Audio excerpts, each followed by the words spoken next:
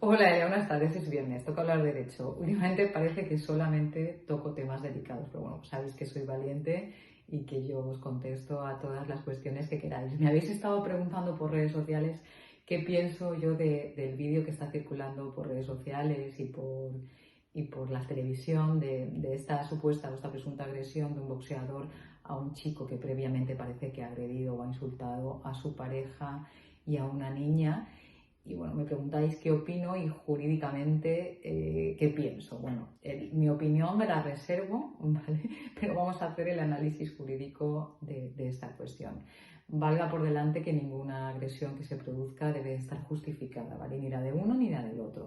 Pero vamos a analizar el tema jurídico y a qué consecuencias se enfrenta este chico que luego se ha demostrado, se ha conocido que era boxeador, y por ahí es por donde quiero empezar. Existe una especie de bulo que soléis contarme cuando pasa una cosa de estas, y es si se puede considerar a efectos penales que este chico ha actuado como si portara un arma blanca. Me refiero a aquellas personas que tienen conocimientos de artes marciales y de boxeo, si la utilización de estos conocimientos o de estos medios les habilita para ser una especie de portadores de armas. Bueno, pues ese bulo está más que desmentido, no existe como tal. De hecho, en el Código Penal ni siquiera aparece la palabra arma blanca.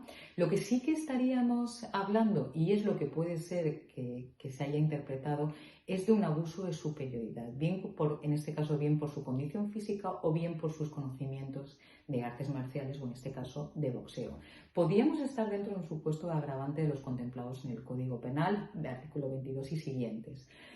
Concretamente, ya os digo, el abuso de superioridad. Pero tendríamos que vernos en varios supuestos y analizar qué es lo que ha sucedido. El primero de ellos sería que este chico, el boxeador, hay que acreditarse. En este caso es obvio porque hay vídeos y hay fotos de campeonatos en los que ha participado y de títulos que ha conseguido, y está claro que es un profesional, además está federado, pero no tenemos que presuponerlo, tenemos que demostrarlo. Además, tendríamos que vernos en los supuestos que os digo. El primero de ellos sería que este chico es el que inicia la agresión. En ese caso, al iniciar la agresión y no haber iniciado la otra persona, sí que podríamos estar hablando del abuso de autoridad, de ese agravante en el caso de las lesiones. Otro supuesto distinto es que hubiera una riña o una pelea entre ellos, y entonces desaparecería tanto la legítima defensa como el abuso, porque es una riña o una pelea entre ambos, y entonces en ese caso, pues bueno, uno lo único que está haciendo es pegando para defenderse, pero la confusión hace que no se puedan plantear tampoco ninguna de estas dos opciones. El tercer supuesto sería la legítima defensa, es decir, este chico le han agredido previamente y él se ha defendido. Pero acordados de lo que decíamos en otro programa de la legítima defensa, tiene que ser proporcionada y utilizar los medios adecuados.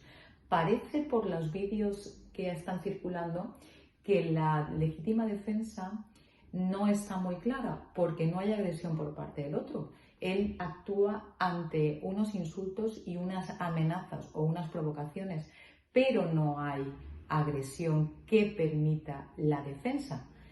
Cuestión distinta es que él hubiera actuado dentro de una pelea, o sea, que esta persona, el agredido, estuviera peleándose o estuviera agrediendo a la mujer o a la niña, y ese chico hubiera entrado para defenderlas y apartar al agresor, o noquear, si queréis, al agresor, para defender de la agresión ilegítima que se estaba produciendo. Pero en el vídeo tampoco parece que sea así. Entonces, bueno, parece que es desproporcionada la acción, el ensañamiento o la pelea que se produce parece que es excesiva. En su defensa habría que alegar las circunstancias en las que se producen y la agresión previa, si la ha habido a esas personas, pero parece que el nexo causal está un poco roto porque se produce después. Es más una reprimenda o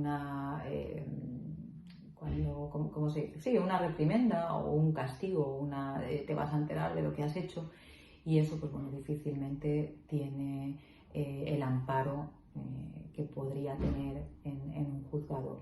Lo cierto es que hay una agresión, habrá que demostrar o habrá que ver caso por caso si la agresión fue o no fue desproporcionada, y ahí va a jugar mucho también el ambiente y las circunstancias en las que se produjeron la primera agresión. Pero bueno, la Federación ya ha dicho que no va que no va a quitar la licencia. El propio agresor, el boxeador, ha manifestado pues que se siente arrepentido de lo que ha sucedido, y por otra parte la otra persona no ha presentado ninguna denuncia por lesiones, con lo cual pues salvo que se actuara de oficio, pues parece ser que puede quedar en nada. Pero bueno, sí que me ha parecido interesante, o sí que he querido contestar a esas preguntas que me habéis hecho a través de mis redes sociales sobre mi opinión y mi consideración jurídica. Dicho esto, nos escuchamos el próximo viernes.